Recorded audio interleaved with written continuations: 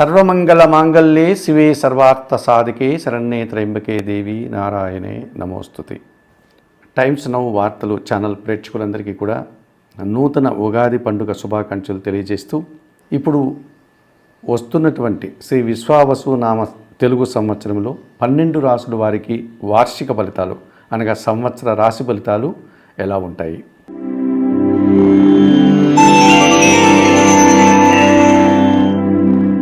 శ్రీ విశ్వావసు నామ సంవత్సరం తెలుగు సంవత్సరంలో కన్యా రాశి వారి యొక్క వార్షిక ఫలితాలు. ఈ కన్యా రాశి వారికి ఈ సంవత్సరము 60 నుంచి 70% శుభఫలితాలు రావడానికి అవకాశం కనిపిస్తుంది. ఈ నూతన తెలుగు సంవత్సరంలో కన్యా రాశి వారికి ఆదాయం 14, వ్యయం 2గా చెప్పడం జరిగింది. అలాగే రాజ్యపూజ్యం 6, అవమానం 6గా చెప్పడం జరిగింది. కన్యా రాశి వారికి ఈ సంవత్సరము భాగ్యభావంలో సంచరించేటువంటి ఈ గురువు మే 14 తర్వాత ఆయన దశమ భావంలోనికి వస్తున్నాడు. భాగ్యభావంలో గురువు 100% శుభఫలితాలను ఇచ్చిన దశమ భావంలో కూడా 70 నుంచి 80% శుభఫలితాలు ఇచ్చేటువంటి వాతావరణం కనిపిస్తుంది. గురువు మే 14 వరకు కూడా తండ్రి నుంచి రావాల్సిన ఆదాయాన్ని అందిస్తాడు. పూర్వపుణ్యం వల్ల ఆరోగ్యాన్ని ప్రసాదిస్తాడు. మే 14 తర్వాత దశమ భావంలో గురువు సంచారం వల్ల మీకు పని భారం పెరుగుతుంది. వృత్తి ఉద్యోగ వ్యాపారాల్లో శ్రమ, నూతన వ్యాపారాలు ప్రారంభించడం, లేకపోతే నూతన ఉద్యోగాలు సాధించుకోవడం, నూతన అవకాశాలను పొందేటువంటి వాతావరణం కనిపిస్తుంది. మీకు ఎంత పని చేస్తే అంతటి ఫలితాన్ని, అంతటి గుర్తింపును ఈ సంవత్సరం మీరు పొందడానికి అవకాశం కనిపిస్తుంది. అలాగే కన్యా రాశి వారికి షష్టమ భావంలో ఉన్నటువంటి శని భగవానుడు సప్తమ భావానికి వెళ్ళడం జరిగింది. సప్తమ భావంలో శని మంచి ఫలితాలు ఇచ్చినప్పటికీ జీవిత భాగస్వామితో కానీ, వ్యాపార భాగస్వాములతో కానీ, జనాలతో కానీ మనస్పర్ధలు రావడానికి అవకాశం కనిపిస్తుంది. అలాగే మీరు కట్టాల్సినటువంటి ప్రభుత్వపరమైనటువంటి ఇతరత్ర శాఖలకు సంబంధించిన పన్నులు ఏదైనా మర్చిపోవడం వల్ల దానికి అపరాధ రుసుముతో మీరు ఈ శని సప్తమ భావంలో ఉండడం వల్ల కట్టాల్సిన పరిస్థితి కనిపిస్తుంది. తప్పనిసరిగా శనివారం రోజు ఆంజనేయ స్వామి ఆలయానికి వెళ్ళి అక్కడ స్వామివారికి తమలపాకురం పూజను నిర్వర్తించి సుందరకాండ పారాయణం చేసుకోండి. ఈ రకంగా చేయడం వల్ల ఈ సప్తమ శని దోషం నుంచి ఈ కన్యా రాశి వారు బయటపడడానికి అవకాశం కనిపిస్తుంది.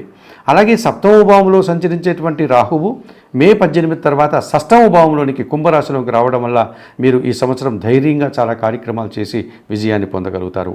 నూతన వ్యాపారాలు ప్రారంభించి మంచి ఫలితాలు అందుకుంటారు. నూతన ఉద్యోగాలు కానీ, నూతన అవకాశాలు కానీ రావడానికి అవకాశం ఉంటుంది. విద్యార్థులకు విదేశాలకు వెళ్ళాలి అన్నటువంటి విద్యార్థులు ఈ సంవత్సరం విదేశాల్లో వెళ్ళి అక్కడ ఉన్నత చదువులు చదువుకోవడానికి, లేకపోతే ఉద్యోగాలు సంపాదించుకోవడానికి అవకాశం కనిపిస్తుంది.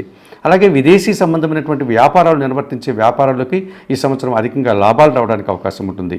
నూతన వ్యక్తులు పరిచయం అవుతారు. నూతన సంస్థల్లో మీరు పనిచేయడానికి అవకాశం ఉంటుంది. ఈ రకంగా సంతోషంగా ఆర్థిక అభివృద్ధిని, ఆదాయాన్ని అందుకునే పరిస్థితి కన్యా రాశి వారికి ఈ షష్టమ రాహు వల్ల వీరికి ఏర్పడేటువంటి పరిస్థితి కనిపిస్తుంది. కాకపోతే ఈ కన్యా రాశి వారికి ఈ సంవత్సరం కేతు ఒక్కడు మాత్రమే కాస్త ప్రతికూలంగా సంచరిస్తున్నారు. నిత్యం గణపతి ఆరాధన చేయండి, గణేశాష్టకం చదువుకోండి.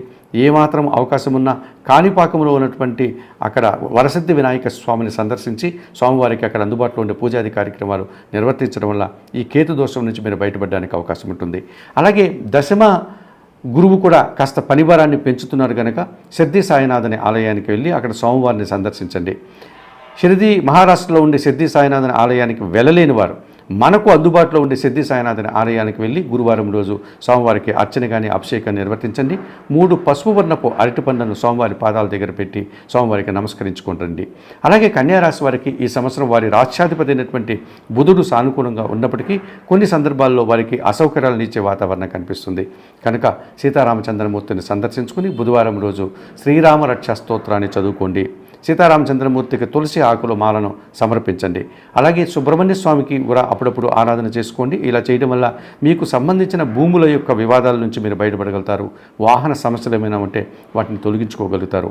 నిత్యం సూర్య భగవాన్ని సందర్శించుకోవడం వల్ల మీ అధికారుల నుంచి మీకు అభినందనలు, అధికారుల యొక్క సహాయం పుష్కలంగా రావడానికి అవకాశం ఉంటుంది. అలాగే రాజకీయ నాయకులకి ప్రభుత్వం నుంచి అవకాశాలు కానీ, లేకపోతే వారి యొక్క పార్టీ నుంచి, అధిష్టానం నుంచి నూతన అవకాశాలు రావడానికి కూడా ఈ సంవత్సరం కన్యా రాశి వారికి అవకాశం ఉంటుంది.